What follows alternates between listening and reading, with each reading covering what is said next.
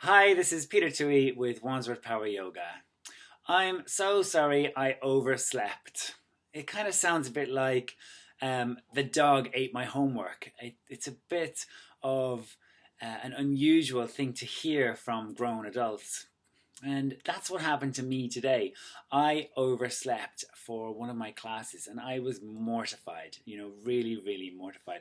And the same thing happened last week, last Wednesday, so just over 8 days ago. I wanted to go to a networking event and I slept completely through my alarm. And that's really when, as a person, even as a yoga teacher, I have to take a step back and I have to say, okay, what's going on in my life that I'm actually sleeping through an alarm to the point of exhaustion?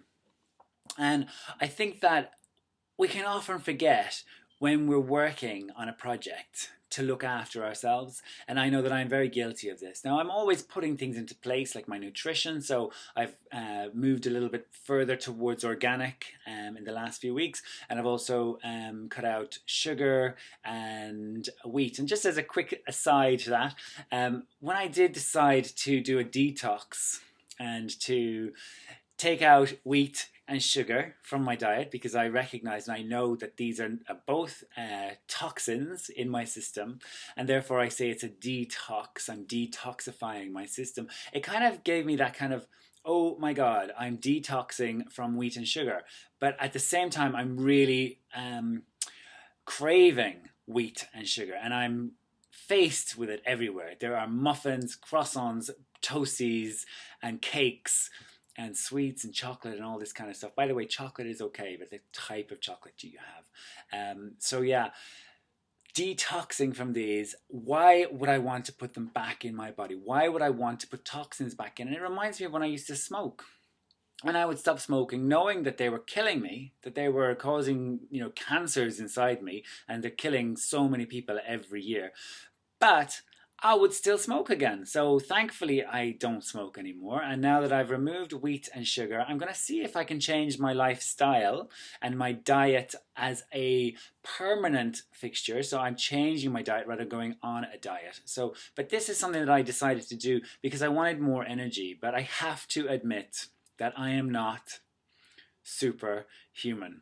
Okay, I'm just a boy, just a man with the same 24 hours in a day that everyone else has. And as much as I would like to think that I can get by on 5 or 6 hours every day, working as a yoga teacher, and it's quite a strong, energy working job. So I work about 20 hours a week teaching. I'm also doing plans, I'm doing marketing, I'm doing all that kind of stuff. So I'm like everyone else, I'm busy and I'm working hard.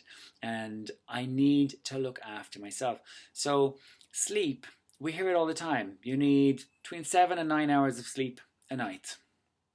And like, I'm not superhuman. I can't survive on 5 or 6 hours. When I was a yoga student and I was practicing yoga and meditation for 2 to 3 hours every day, that kind of counters sleep. But I do remember I was pretty tired there as well. Pretty tired, to the point of exhaustion then as well. But it's like sometimes there's a short-term sacrifice. However, when that impacts on your daily routine and you start to let other people down, that's when there's no longer that room for letting go. So I have decided that I'm going to aim for a minimum 7 hours sleep every night, and that means that maybe I'm going to have to go to bed before 11, before 10 some nights, because I'm getting up at 5:30, and that's what I'm gonna work on. And I just wanted to share that story with you because I know that it's sometimes easy to look at people like myself as um, nigh on perfect. That we're yoga teachers, got great bodies, great health, and we're doing all the right things. But we're also human and make mistakes, and not getting enough sleep is definitely a big one. So if you're struggling to find enough time to sleep, just see where you can prioritize that. If it's if you have kids and stuff, babies and stuff, that's really hard, and I really put my heart out to you. But if you don't have that excuse, you're maybe watching some TV in the evening, or you're just being a little less efficient at night in your nighttime routine, just tidy it up, clean it up a little bit, provide more time for you to get to sleep. And definitely IT, put it to bed before you go to bed. Coffee, don't drink coffee after 4 p.m. because it takes about 5 hours to metabolize. So you're not going to want to sleep if you have a coffee after 4 p.m.